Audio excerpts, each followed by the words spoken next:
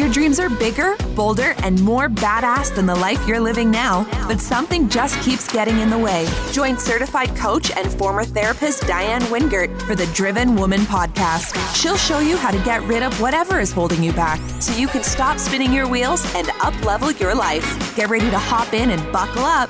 This is the Driven Woman podcast, and we're heading for the fast lane.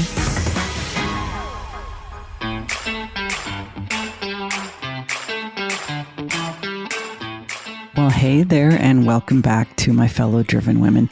You know, some of the most popular episodes on the Driven Woman are my client success stories, and I am going to keep on bringing them.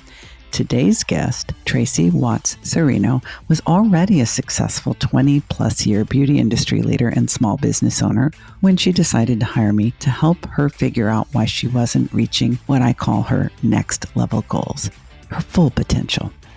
On the outside, like so many of us, Tracey appeared to have all the things: a happy long-term marriage, 2 thriving kids, a super successful business, and even a book that was mostly written. But she was frustrated by the daily challenges of running a service-based business, often felt misunderstood by others, and just couldn't seem to create the systems she needed that were both simple and sustainable. And what she didn't understand about how her brain works was really holding her back. Luckily for Tracey, that's my zone of genius. You will enjoy our conversation where we will catch up on some amazing changes Tracey has made and how she completely transformed her business during the pandemic, finished and published her business book, and even launched a podcast. Some of the highlights are: is it perfectionism or giftedness that makes you so driven? Tracey's lifelong habit of asking, does that make sense? And how she was finally able to give it up. How being a leader with ADHD means we need to show up differently. And the identity transformation from I am too much to I am a force for good.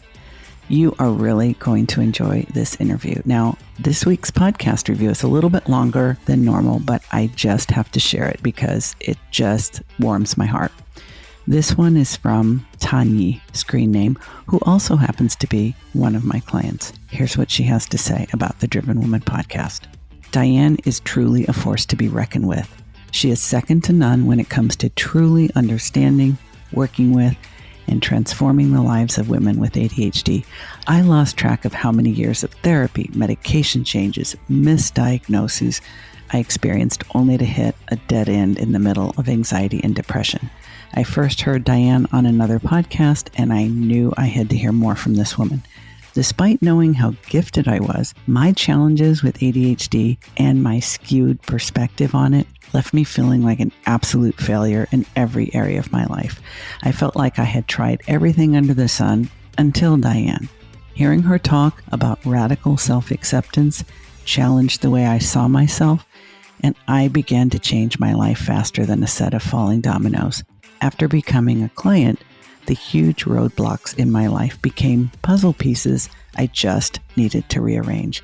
It really does all start with your mindset. I have made more progress with Diane in a few weeks than in all my years of trying to make things better on my own. Seriously, if you have not subscribed to this podcast yet, you need to pull over at the next stop and hit that subscribe button. Better yet, create the opportunity to work with her. Your life will never be the same. Can I just say how grateful I am for clients and reviews like this one? Without further delay, I can't wait to share this week's client success story with my client and friend, Tracey Watts-Cirino. I know you're going to enjoy it.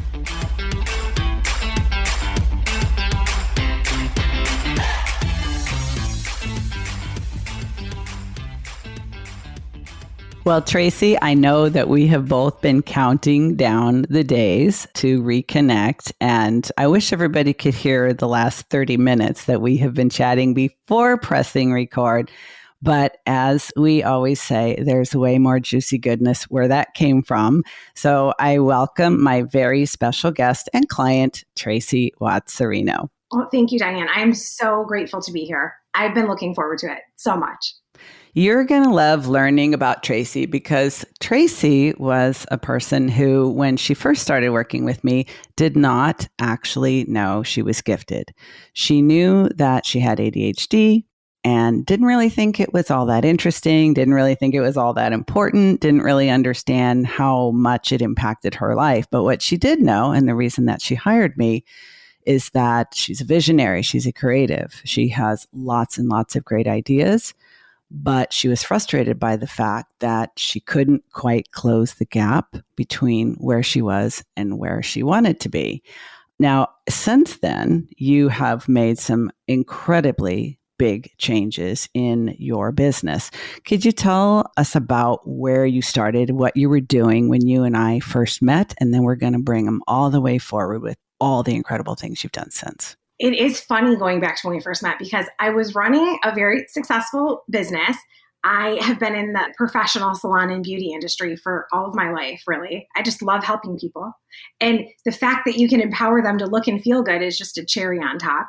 Mm-hmm. So I was running a successful salon, but it was like as things kept getting added on, like more pressure, more stress from like babies, life, the bigger our team got, I was like, instead of this feeling like, oh, wow, it's like a dream come true, because outwardly people are like, oh, aren't you so proud of like, look what you've created. Aren't you?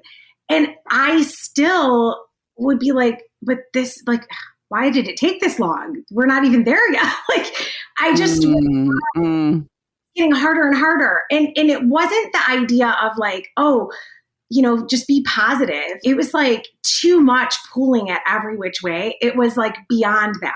Like you can't just like, oh, be positive to get through it. There was like, I'm like, what is wrong with me? I just like cannot connect things. And yes, years prior, they did give me the diagnosis of being, ADHD and like the highest level of overactivity.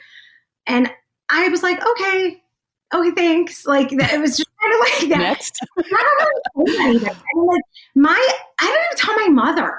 I mean, like nobody. It was not like something I, told anybody. My husband knows, and he kind of like thought it was hilarious. He's like, "Really, you?" Because I don't know what the stigma is. He didn't see it. Not really, because I think there's a stigma of what he thought it was versus how I feel in the world. So it just was kind of like a thing. Well. So I went really on a deep dive looking for like an expert because I was like, I need somebody that really knows what the F is happening up here. So I went on a deep, like I called it it was like an archaeological dig for finding you. And I think I said that to you when I first thought, like, it was like, seriously, like I found all these like, because I needed like, I was like, okay, so I'm successful. It's not like I can't get off the couch and send my resume to someone. Like I've already done 57 things before most people get out of bed. So it wasn't that. And most people don't understand that part either. So it's like, okay, it was like, who can I talk to about this? So I had to find someone that was super successful that knew about, could ADHD have something to do with this? I don't know. So that was the dig of how I found you. Well, gosh, I'm kind of bummed that I'm that buried so deep. I think I need to do more social media. But no, actually, social media is a total rabbit hole. But I will say this, that unfortunately, and I was a therapist for more than 20 years before I became a coach, as you know, and I wasn't identified with ADHD. And I had seen several therapists and several psychiatrists at various points going through a divorce and different upheavals in my life. And what I discovered is, we exhaust ourselves because we're trying to do so many things and we think we should be able to do so many things and we want to be able to do them to our level of the vision in our mind.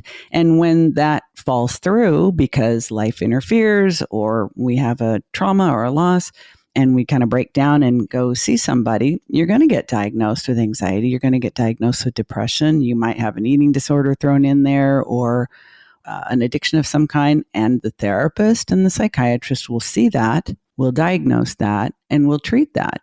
But the ADHD that's been driving the bus your whole life is not going to be identified. And unfortunately, the vast majority of my former colleagues as therapists would not be able to identify a high ability adult woman. And part of the reason is that they don't see the impairment, Tracey. They see the symptoms, and I prefer to call them traits, but we're so good at this level at covering up, hiding, distracting people from noticing, and just drawing attention away from our actual impairments, that all they see is the brilliance. All they see is, wow, you're doing so many things and you're so successful.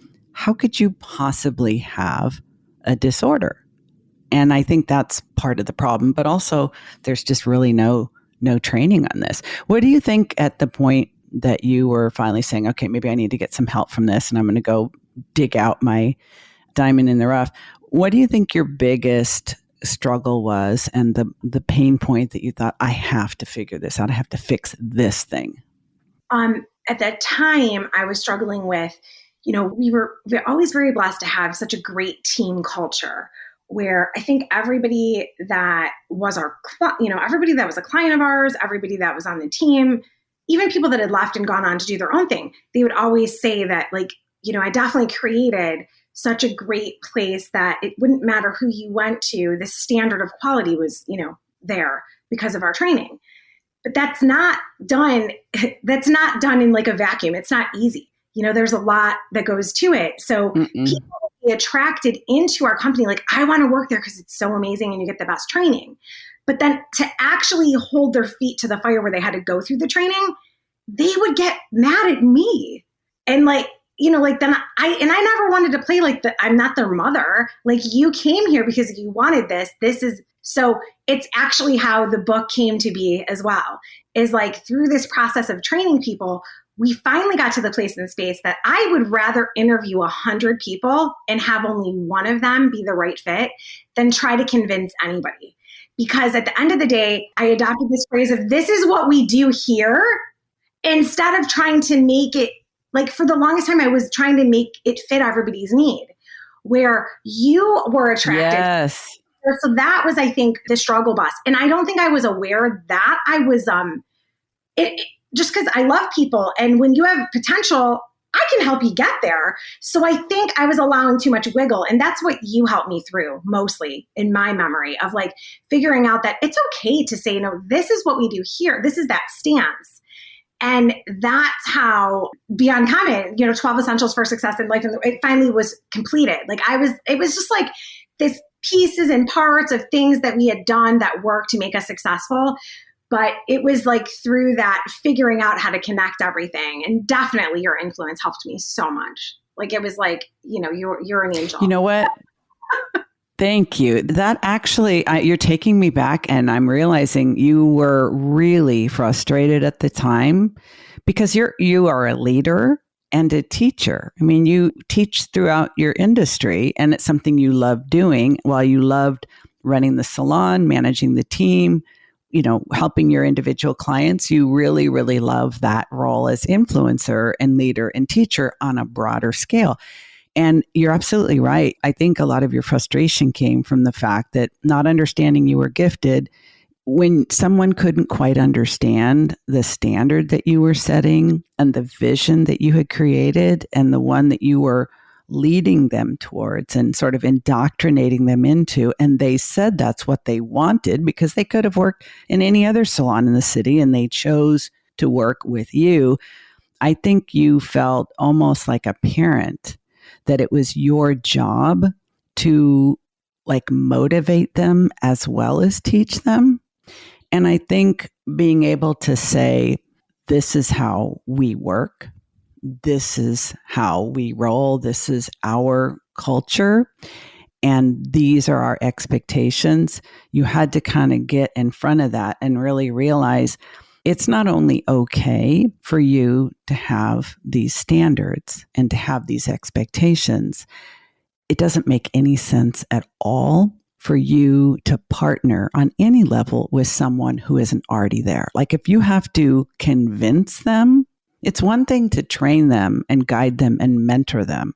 But if you have to convince them that that's what they want, you're done before you start. And like, no wonder you were frustrated, and no wonder you were telling me, I just can't find good people. It's like, I can't believe that I'm hearing you say, I would rather interview 100 people to find one. Like, that is so, your mindset on this is completely changed. And I also remember at that time, you had mostly written the book, but you hadn't finalized the title. That was one of the things we played around with. And it makes so much sense to me now that understanding that and actually saying, no, it's totally okay that this is my standard.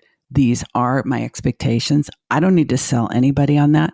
I just need to make it so clear that the ones who are looking for that will come and be magnetized by it. And has that happened? Well, that definitely did happen. And I think the thing that was the struggle for me then, I knew I always hired good people. Mm-hmm. I felt that I did something to turn them bad. Like, that was the mirror of me holding on. So that was the thing. It was like, because I did take it all on, in the sense that, like, I wasn't questioning if they were good people. I was questioning, like, where the disconnect, like, how did these great people turn into, people that were, always angry. You spoiled them. You soured them. Yeah. And that's it. It's like, because, I do have a ton of energy. So it's like, oh, I love that. I want to be a part of it. And so sometimes people want to hitch their wagon to that because it feels good to be around it. But the really great gems and people that really excelled, in our organization were the people that understood their contribution to that. It wasn't like you just came and like fed off the fat of the energy. You had to be a contributor. Yes. And that's when it all worked.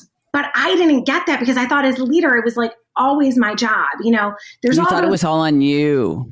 Always like, those are all the leadership books and everything you've ever read that, like, people don't quit companies, they quit leaders. It's always look in the mirror. And I have no problem with that, like, okay, what could I have done to make this better? What miscommunication? There's always like that moment in time, the conversation that didn't happen, the one that needed to.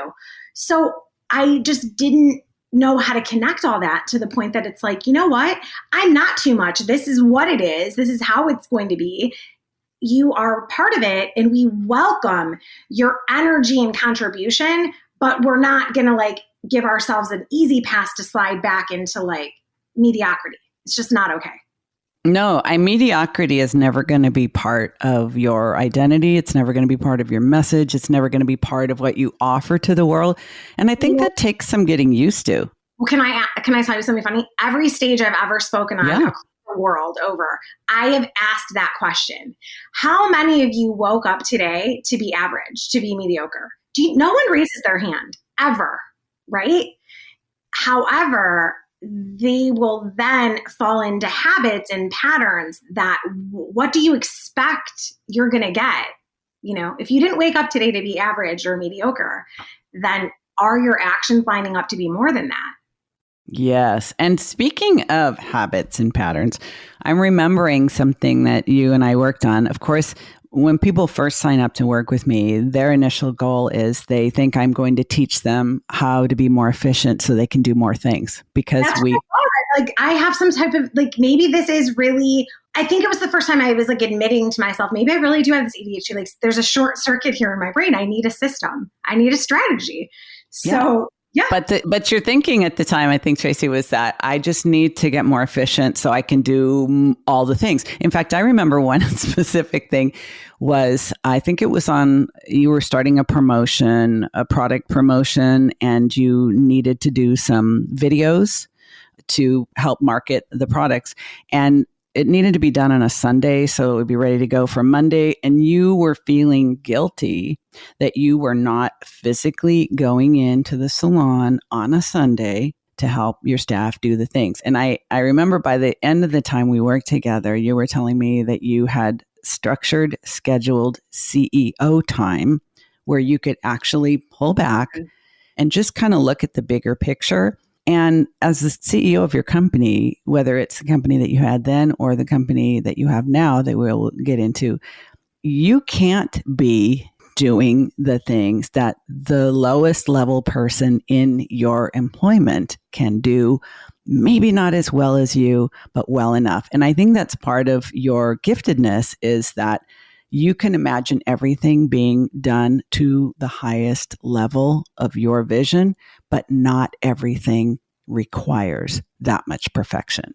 And there's no way you could be where you are now without having given that up a little bit. Another thing that I remember is that you thought, I really need to be more consistent about exercising.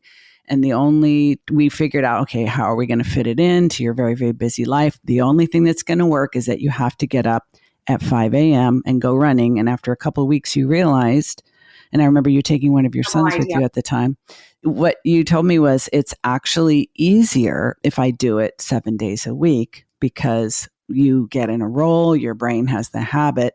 But would you go back to that moment and share what was like a total mind-blowing awareness for you when we reached the point where I think you had been running every day for about 3 weeks and you asked me a question. Do you remember the question? Yeah. When am I going to want to do this?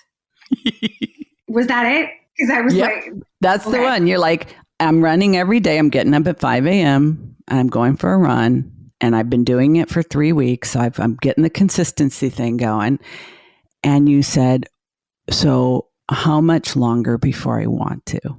And what did I tell you?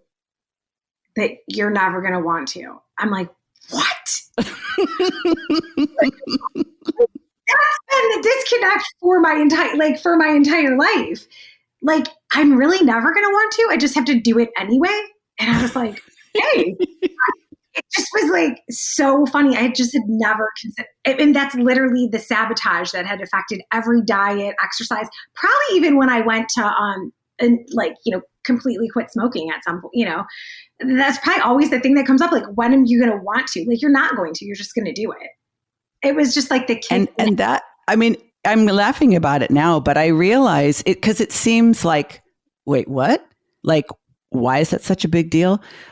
But it is such a big deal because that alarm goes off, your wrist vibrates, it's 5 a.m., you glance over at it, tap the button, and your very first thought of the day, every day is, fuck me, why do I have to do this? Right. And then you remember, I don't have to. I choose to.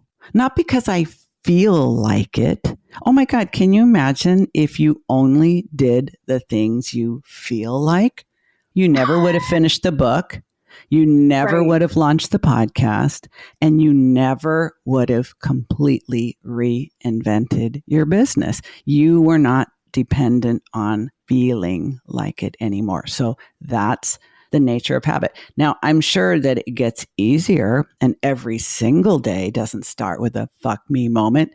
But when you stop waiting for it to get easy or fun or exciting, you can actually put your mind on things that will move the needle. So let's talk about the book and the message of the book. And then I would love for you to get into, like, you've completely started your business basically over from scratch. And part of this is related to COVID, and part of it is because it was the direction you were already moving yourself with the book. So tell us about Beyond Common and then the new business that you've created.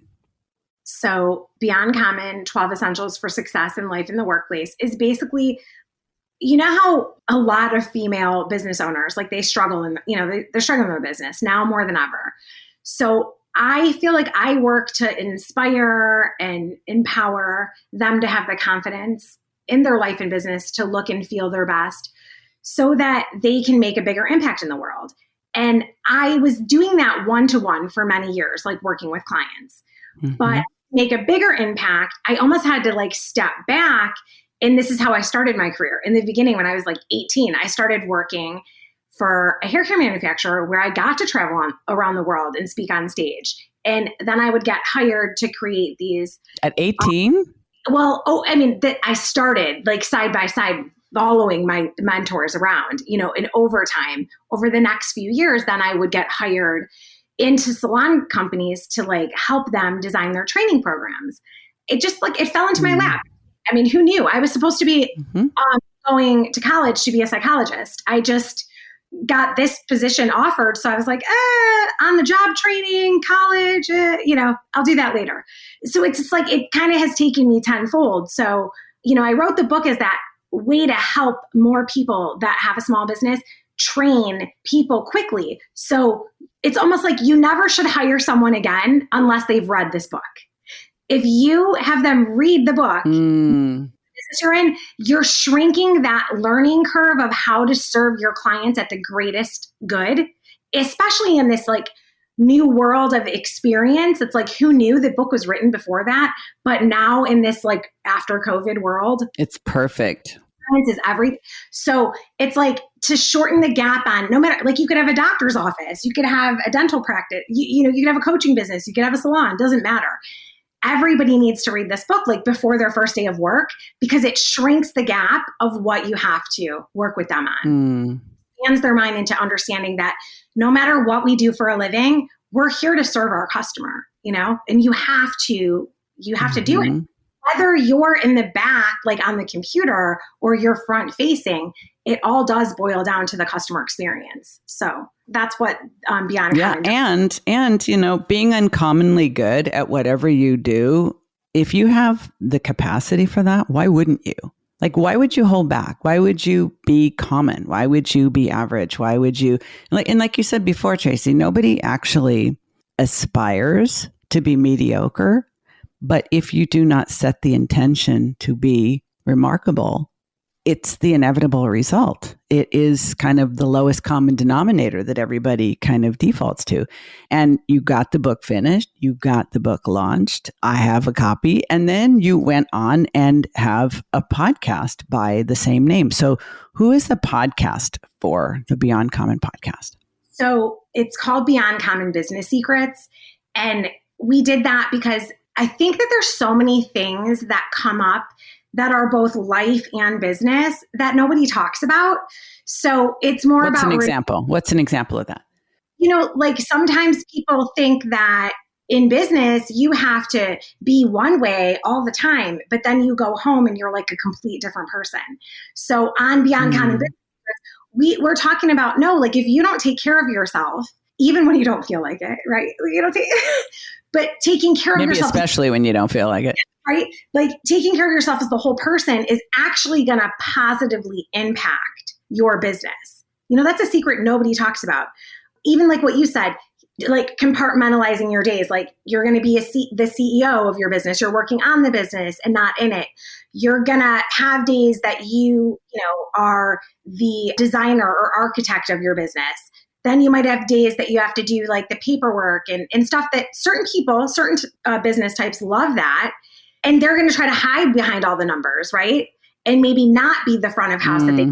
So it's like identifying which characteristic you are and almost like the life cycle of your business. In every life cycle of a business and in every character role, there are secrets that need to be revealed, right? And so we just dive into those. Yeah. And it's very generous of you to give people a fast pass. It's similar to what I tell my clients is that it literally took me decades to learn the things I'm going to share with you in the next 12 weeks, because my goal is to shave years off your learning curve. Life is short, and why struggle more than you need to? And I think we need to change our behaviors. We need to change our habits. We need to change some of the ways we show up, but we really need to change the way we think about what we're doing and embrace who we actually are. Like, can you imagine if you continued to think I'm too much and what I want and what I think is just not the way. I mean, like there's something wrong with the way I think. In fact, you remember when we first started working together, you must have said this at least 2 or 3 times in every coaching call. Does that make sense? Like you would explain something that was happening in your business and say, does that make sense? And after a couple of meetings, I called it out. And, I don't even think you realized, like you said it all the time. And I thought, wow, this woman really is accustomed to not being understood. It was one of those things of always thinking ahead and always painting this huge visionary picture that I could see the glazed over looks on people's faces all the time. Like, I have no idea what you're saying. So I did get in the habit of saying, okay, does that make sense? And I remember you pointing that out to me. I'm like, oh, you're right. I did. Like, the more you pointed out to me, the more conscious I was in my daily life that I was like, oh my goodness. Okay. Well, a few years later, I had been working on that. I had been working on that. I had been constantly trying to reframe that and almost make it humorous, where I would say, okay, so in my brain, there's all this stuff. Is that coming clear? Is that coming through? What did I just say? Because I need to understand it myself. And that softened it for a lot, especially like newer team members, because I think no matter what level of experience you have, if you have high intention of serving the greater good, I think there's like so much goodness that's shared from, new people entering in. So we always want to create a space where they're comfortable to share their message. And, I never want to be overpowering or intimidating. You need to like soften that. So making sure that everyone felt comfortable to have a voice. Well, fast forward to maybe 2 or 3 years later, I had, someone I worked very close with, and she knows that I have like lots of thinking, and she was like more of an organized brain. And she loves that I say, does that make sense? Because sometimes she's totally confused. And if I don't pause, she's like, I'm never going to pull you back in. Like, what did she say? You're like that kite that took off. Like, we can't. So it was something that worked for us. But I learned that doesn't work for everyone. So she came in one day and said, oh, on TikTok, there's a woman that said, hey, to stop sounding like a condescending bitch, don't say, does that make sense? And I was dying because I was like, my heart was pure. My intention was. What? Right. So I was like, okay. So it was like such a journey to. You're like, I'm cured. I'm cured instantly. It was such a journey to not say that and to make it humorous. And, because you just never know. You never know what someone else's perception of what you say is. And you have to read all the cues because nobody's alike. So figuring out how to effectively communicate with all different types of people, it can't be a blanket statement. And I think I had been doing that for way too long. So you pointed it out. But it was just funny, like how long it took to actually fix it. I think it honestly, right? That was the fix to one problem, but then another one pops up from that statement. Well, I think the notion of, and I say this a lot, that from the time we're young, very young, we begin to notice when we're different from others around us. And pretty soon, people start pointing it out.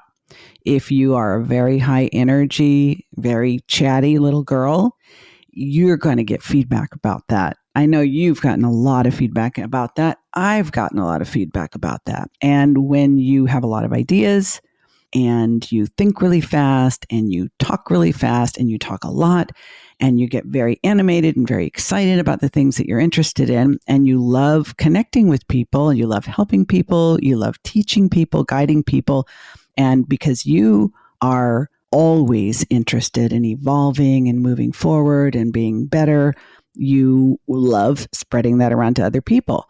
But not everyone that you attract, not everyone that I attract can, quote unquote, keep up with that supercharged brain. Now, that's not a put down. It's not a put down, but it's expression of reality that our brains move at this super fast pace. And it's not just maybe in one direction. We might be going in several different directions at once. And because of our excitement and our desire to help and communicate and connect, we can literally overwhelm people with information and then feel like, oh, wait, what just happened? I remember the first coaching group that I launched. I had a small group of women, about 6 women for 6 weeks.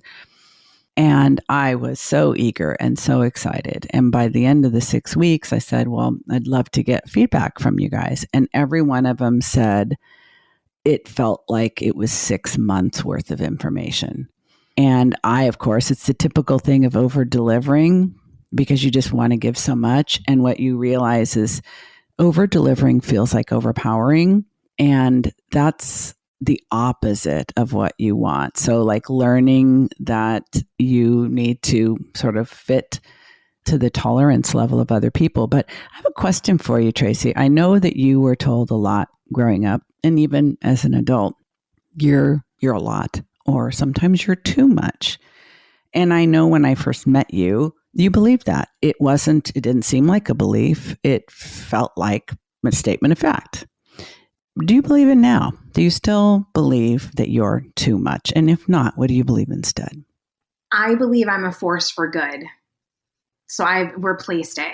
I think for so long, I just tried to not be that, which did not, Tried to suppress it? Yeah. Like, okay, I'm too much. So like, something's wrong with me. I have to change it. Right. Where no, I am, I'm show up in the world exactly as the right amount for the given moment.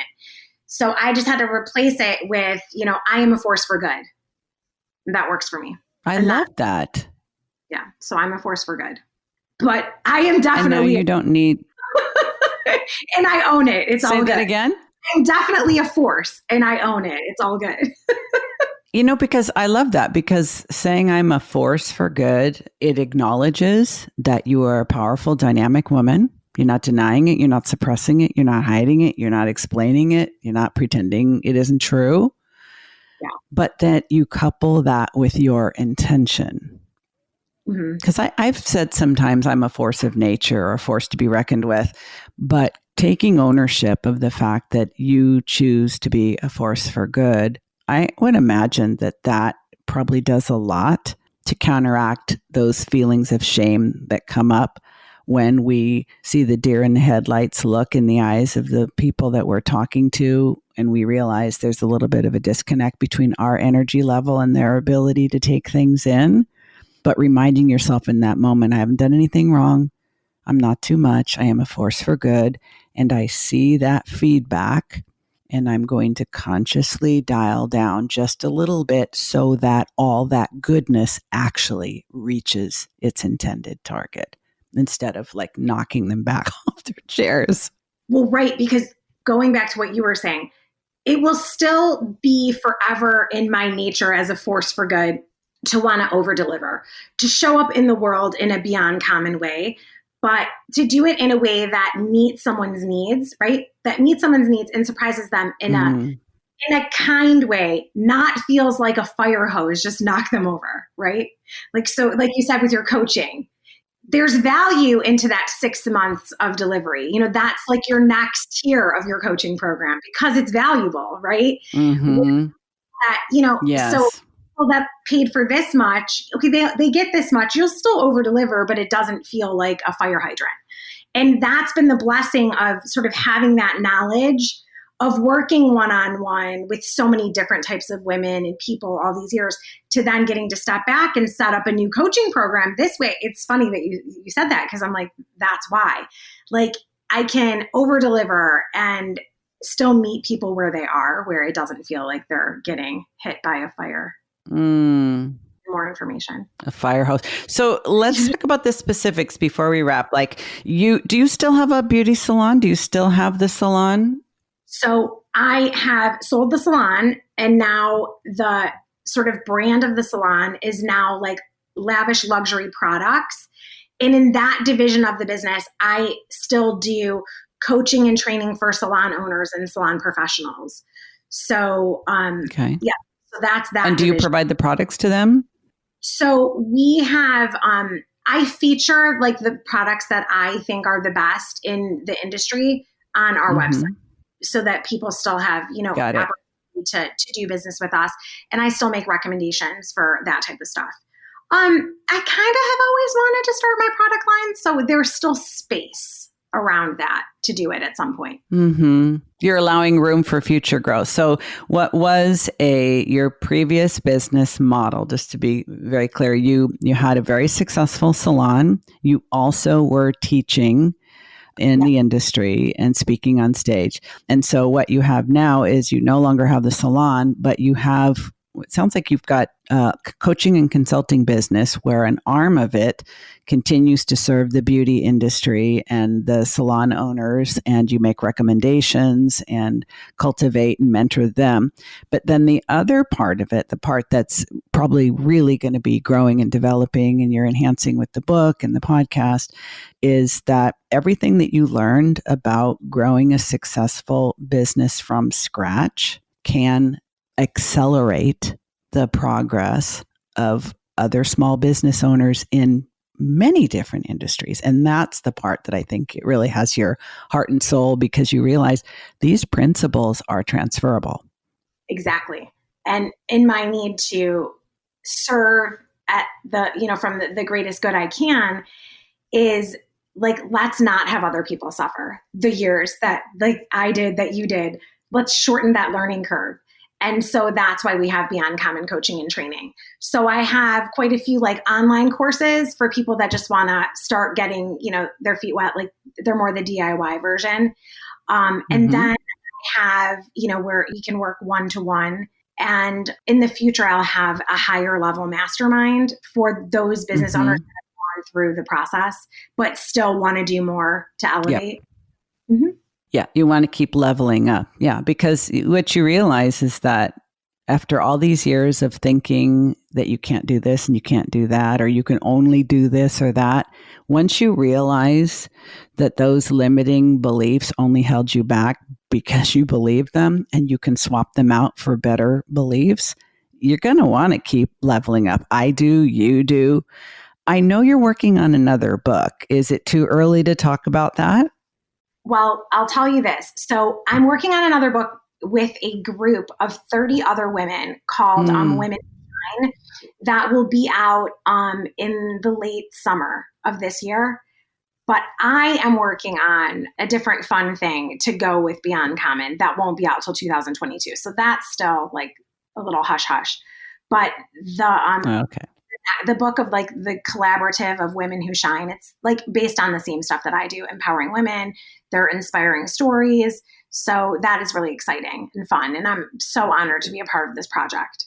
That's awesome. We'll make sure that we link to that in the show notes, because as you know, sometimes people listen to the episode right away and sometimes they won't listen to it for some time in the future. Now, you and I definitely going to be collaborating again and working together again. But for now, there will be people who will say, there's no way this woman has ADHD. She's so successful. She's so dynamic. She's so together. And she's just completely reinvented herself and her business and is obviously excited about the future.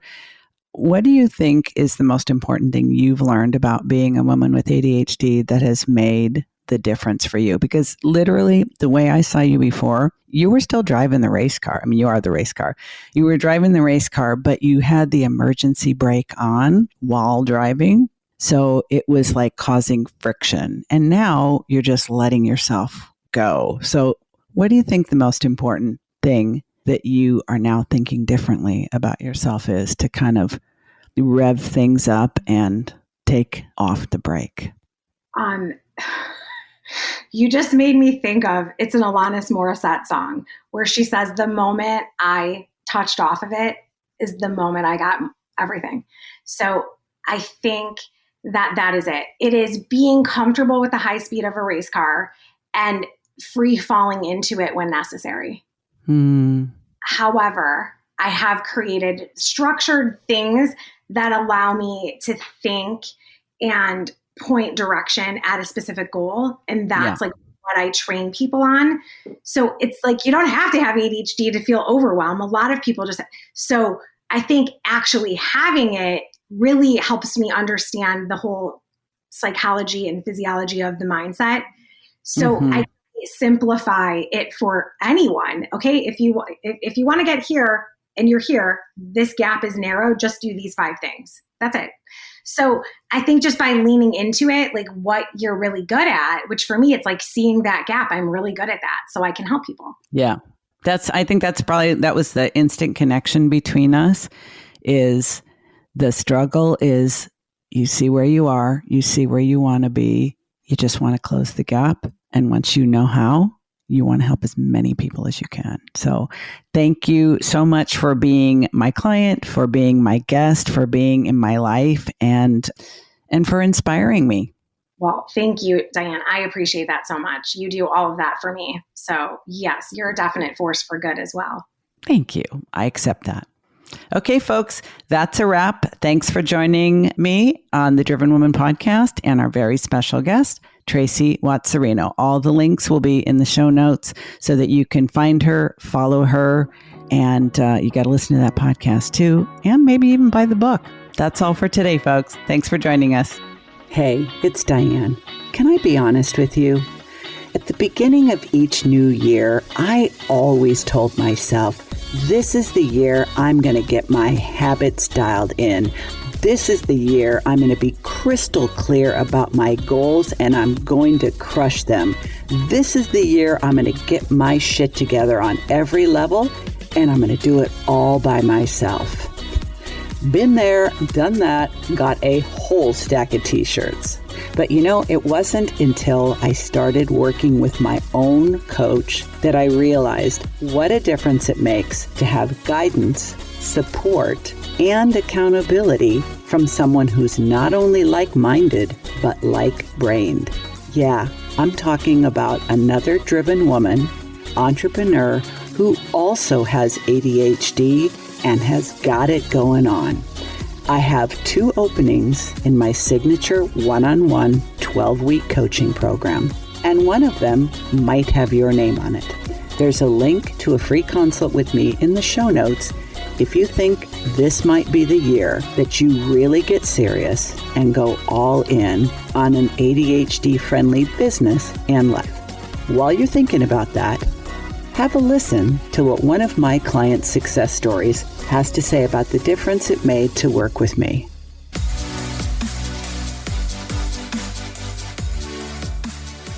Well, one thing that you helped give me insight on is how sensitive I am. And because I'm an empath, being in traffic and loud noises throughout the day, just getting to homes, that alone was really draining. And now working from home, it's like I'm able to conserve that energy and working with the parents to really teach them kind of concepts and bigger things that have a bigger impact. Because one thing that you also mentioned was because I was working so much, I didn't have time to do the things that were meaningful to me. And that included learning. Getting into the grind, you kind of just like, okay, well, I'm just going to do instead of really stepping back and looking at, more strategic ways to have, a longer term plan.